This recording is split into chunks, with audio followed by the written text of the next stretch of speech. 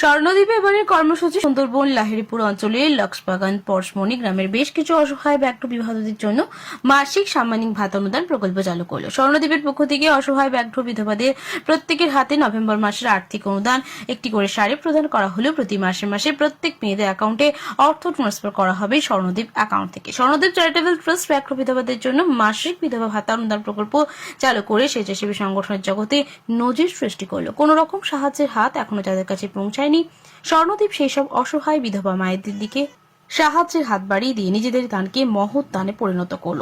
স্বর্ণদ্বীপ সবার সাথে, সবার পাশে, অসহায় মানুষের পাশে, সর্বত্র স্বর্ণদ্বীপ। আমরা চাইছি যে প্রত্যেকটা মানুষ এগিয়ে আসুক, আমাদের পাশে দাঁড়াক।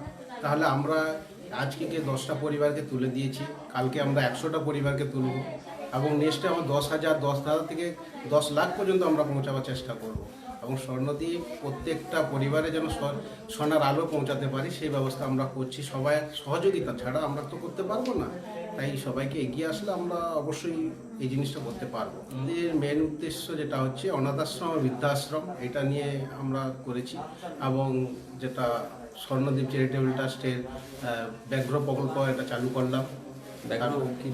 বিধবা ভাতাটা চালু করলাম আজ থেকে সুন্দরবনে। আর প্রশিক্ষণ কেন্দ্র যেটা কম্পিউটার প্রশিক্ষণ কেন্দ্র, ওটা কোড নাম্বার আমরা পেয়েছি, ওখানে চালু করতে পারিনি। তারপরে পথচারীদের অনাথ বাচ্চাদের জন্য আমরা বস্ত্রদান, শীত বস্ত্র এগুলো চালু করেছি এবং ক্লাস 5 থেকে 12 পর্যন্ত আমরা ফ্রি অফ কস্টে পড়াশোনা করাবো, এডুকেশন যেটা।